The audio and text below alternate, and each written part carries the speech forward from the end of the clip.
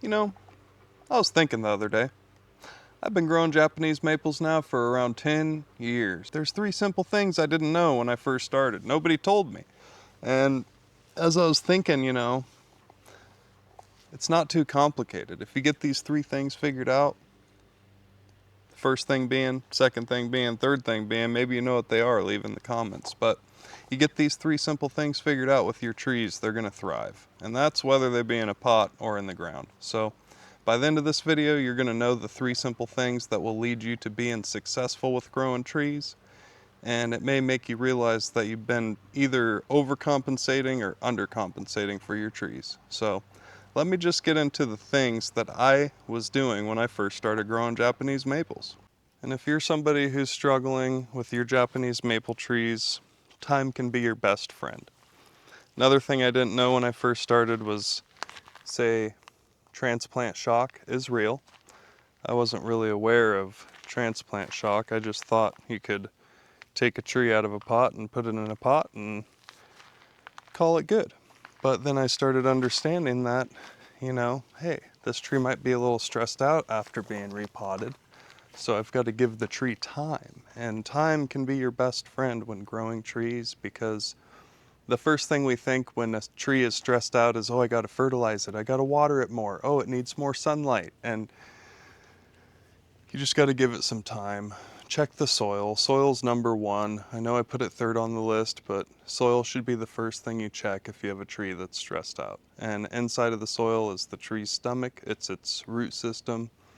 And that's where it has the ability to eat food, get it up into the canopy, store water, store nutrients, and continually thrive.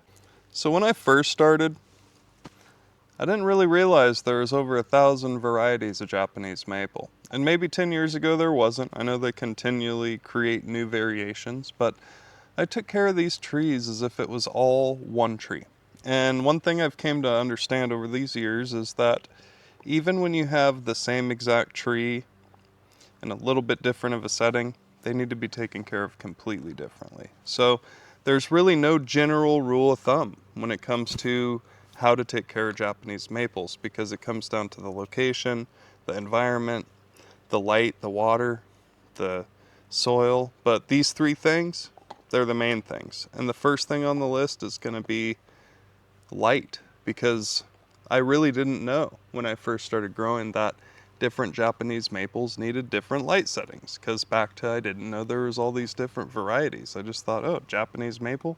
Then I found out there's palmatum, like upright Japanese maples. There's dissectum, weeping Japanese maples. There's japonicum Japanese maples that have a lot cooler leaves. There's the Acer, there's the circinatums, there's the vine maples that, so all of a sudden I'm like, wait, so they're not all Japanese maples? And it's like, well, a lot of them are, but they're different classifications, different varieties. So they need different things. But light is one thing I didn't know. They needed different trees need different light. What?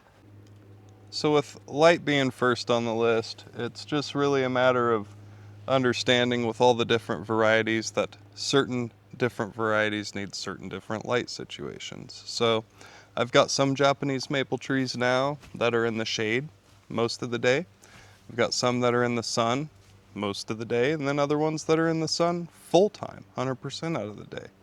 And I never really knew that you could have different Japanese maples for different settings, different situations. So once I understood there's different light for different trees for different purposes, that's the first thing. The second thing was water. When I started thinking about water, I was like, well, I'm watering all my trees the same. So when I started having a couple trees that were showing signs of stress, I'm like, I understand light, I understand water. It's been 4 years. Then I started understanding soil, because I started looking at the roots, and I was like, well, hey, we might have an issue here. This tree's very root bound. So after it was the light, the water, we got into the soil. And if you've got your light right and your water schedule right, Say that you're making sure you're not overwatering your tree, you're not compensating for anything. The tree's perfectly taken care of, but it's still stressed out. You know it's in the right light setting. It's still stressed out. So what could that be? It comes down to the soil. Say that you've been, like I say, you've been watering correctly, you've got your tree in the right light setting. Now your tree's in this situation where it's got browning leaves, and it could be that the tree's in too big of a pot. It could be that it's buried too deep. Could be that the soil that the tree's in is not the right soil. And really, the soil and pot relationship is kind of the same deal as soil, just alone, because I hear a lot of times where people put a tree in a situation where it's not getting the right airflow or breathability just due to the pot that it's in. It can constrict the airflow because it may be holding too much water, or it will have too much airflow and dry out way too quick. So if you're using like pots that have a lot of aeration and they dry out really quickly, like terracotta pots, you want to make sure the medium that you're growing in stays wet longer than what I would be using here in the Pacific Northwest. I would say the first three things you always want to check is sunlight, water, and soil. Make sure the soil is draining correctly, it's draining consistently, it's not completely drying out before you water, but it's not staying waterlogged and swampy, between waterings. So that's kind of what it comes down to. When I think about like, okay, should I fertilize a tree? Should I do this to my tree? Should I do that?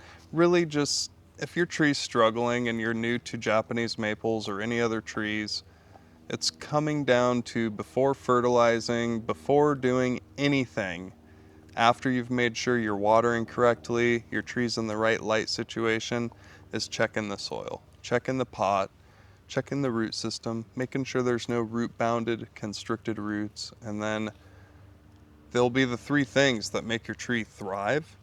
And what do I do in order to make sure I've got these three things in line is I've got my right variety in the right light setting. I've got them in the right soil for the right environment, the right light for the right setting, and on top of that, I try to make sure I'm no longer taking care of every Japanese maple tree as if it's one variety, because I know that, they have different needs. There's different trees for different settings, and now it's all just a matter of, you know, getting those three things in line and then learning how to maintain the growth, maintain the fertilization period, and have happy, healthy trees. Check the light, the water, the soil, and once you get these three things figured out, your trees are going to thrive. Thanks for tuning in.